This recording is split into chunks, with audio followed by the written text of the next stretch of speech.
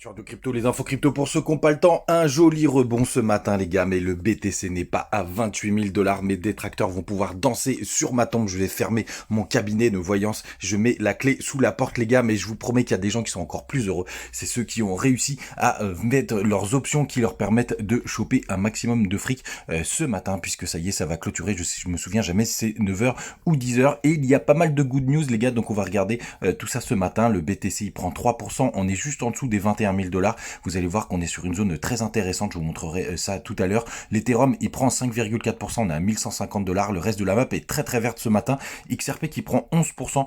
J'aimerais savoir s'il y a eu une petite news, mais bon, finalement, 11%, c'est pas si énorme que ça. On a Missile Sol ici qui prend 6%. Et on a deux autres gros dossiers qui performent plutôt pas mal. Il y a Avax qui prend 15%. Ils ont mis un système de façon à pouvoir recevoir directement du Bitcoin sur leur blockchain sans passer par des blockchains intermédiaires. Donc ça, c'est plutôt pas mal. J'ai l'impression que le marché l'a plutôt bien pris. Et on a Matic qui prend 19%. Et je viens de comprendre ce qui s'était passé. Tout simplement, Matic a atteint le niveau 0 en émission de carbone.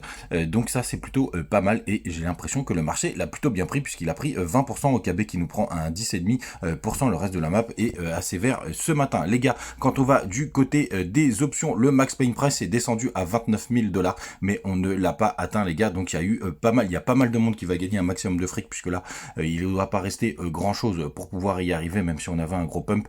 Ça me paraît assez énorme et je sais qu'il y en a beaucoup qui sont très heureux de pouvoir me dire tu vois, je te l'avais dit. Donc bravo les gars, vous êtes les meilleurs. Vous avez trouvé que le BTC il serait pas à 28 000 $. Gros big up à vous. Vous êtes vraiment des champions. Petit cadeau ce matin puisqu'il y a pas mal de monde qui me l'ont demandé. Je vais vous montrer comment on met les long short ratio sur Coinanalyze puisque là parce qu'il y en a beaucoup qui me le demandent et si vous mettez juste la fonction, ça ne va pas fonctionner. Donc vous mettez sur BTC, USDT, Perp, Binance. Moi je me mets toujours en 1 heure. Vous allez sur le petit FX juste ici, vous tapez long tout simplement et vous prenez le long short ratio, account ratio global.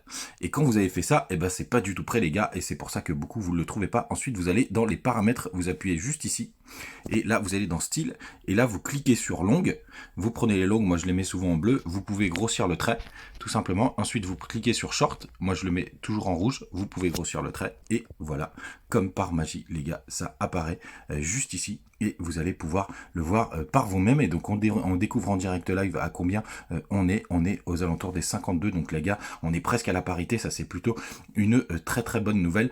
Ça veut dire quand même qu'il n'y a pas beaucoup de longues, enfin en tout cas qu'on est proche de quelque chose d'assez intéressant, proche de la parité. Donc ça peut partir dans les deux sens. Donc ça c'est plutôt pas mal. Moi je suis toujours en longue, vous le savez. Du côté du daily, il se passe pas grand chose là pour l'instant, même si on a quand même réussi à pas mal rebondir. Vous voyez, on a tenu les 0,38,2. Donc là potentiellement on pourrait avoir ce fameux rebond. Il y a mon Fibo qui vient de bouger mais c'est pas grave, mais on va regarder surtout en 4 heures parce que c'est assez intéressant.